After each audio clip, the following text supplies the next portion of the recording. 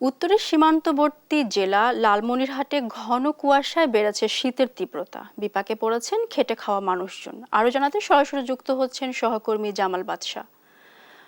বাদশা, জনজীবনে শীতের প্রভাব কেমন দেখছেন আমাদের জানাবেন।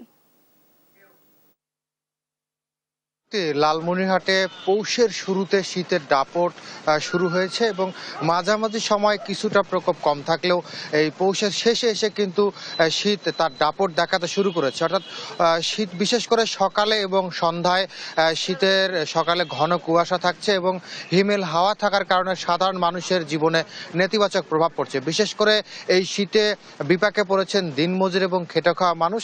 এই শীতকে উপেক্ষা করেই অনেকেই মাঠে কিন্তু কাজ করতে বের হয়েছেন এবং হিমেল হাওয়া থাকার কারণে কিন্তু এই শীতে তাদের হাত গুটিয়ে আসছে। এছাড়া শহরের বিভিন্ন স্থানে যারা ব্যাটারি চালিত এবং প্যাডেল চালিত রিক্সা চলাচল করে তারা কিন্তু যাত্রী সংকটে ভুগছেন। অর্থাৎ প্রয়োজন ছাড়া কিন্তু সকালে এবং দুপুরের পর থেকেই মানুষ ঘর ছাড়ছেন না।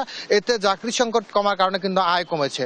আমরা অনেক শীতার্ত মানুষের সাথে কথা বলেছি যারা বিশেষ করে নিম্ন মধ্যবিত্ত আয়ের মানুষ। তারা কিন্তু যেটি জানিয়েছেন যে গরম পোশাক কিন্তু তাদের অনেকটাই সংকট রয়েছে। জেলা প্রশাসনের পক্ষ থেকে এবং বিভিন্ন রাজনৈতিক সংগঠনের পক্ষ থেকে যেই পরিমাণ শীতার্ত মানুষের পাশে এবার দাঁড়ানোর চেষ্টা করা হয়েছে এটি কিন্তু অন্যান্য বছরের তুলনায় অনেকটাই নগণ্য বলে আমরা তাদের কাছ থেকে জানতে পেরেছি। এই মুহূর্তে আমি রয়েছি লালমনিরহাটের মিশন মোড় চত্বরে। এটি কিন্তু একটি জনবহুল জায়গা, অর্থাৎ সকাল থেকে এই মোড় এলাকায় কিন্তু ব্যাপক জনবহুল এবং যানবাহনে যানজট থাকে।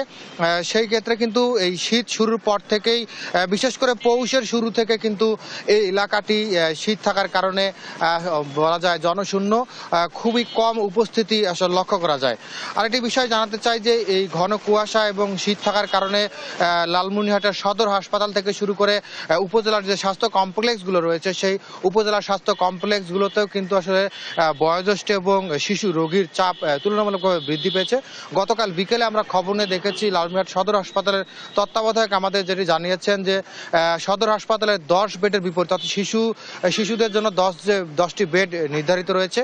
সেই 10 বেডের বিপরীতে প্রায় 40 জন শিশু ভর্তি রয়েছে এবং আউটডোরেও কিন্তু বয়োজ্যেষ্ঠ এবং শিশু রোগীর সংখ্যা বৃদ্ধি পেয়েছে।